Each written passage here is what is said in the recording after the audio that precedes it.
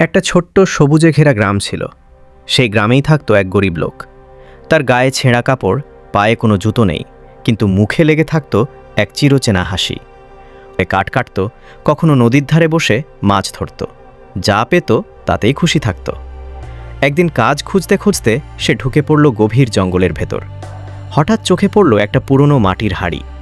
হাঁড়িটা অদ্ভুতভাবে চকচক করছিল, যেন নিজের ভেতর কোনো রহস্য লুকিয়ে রেখেছে। লোকটার কৌতূহল হলো। সে হাঁড়িটা তুলে নিয়ে বাড়ি ফিরে এলো।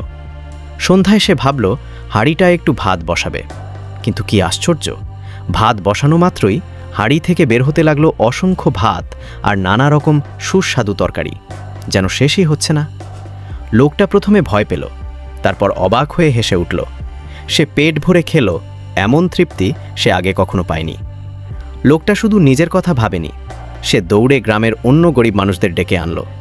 সবাই মিলে খেতে লাগলো, হাসতে লাগলো। পুরো উঠোন ভরে গেল আনন্দে। কিন্তু সমস্যা একটাই, হাঁড়িটা থামছিল না।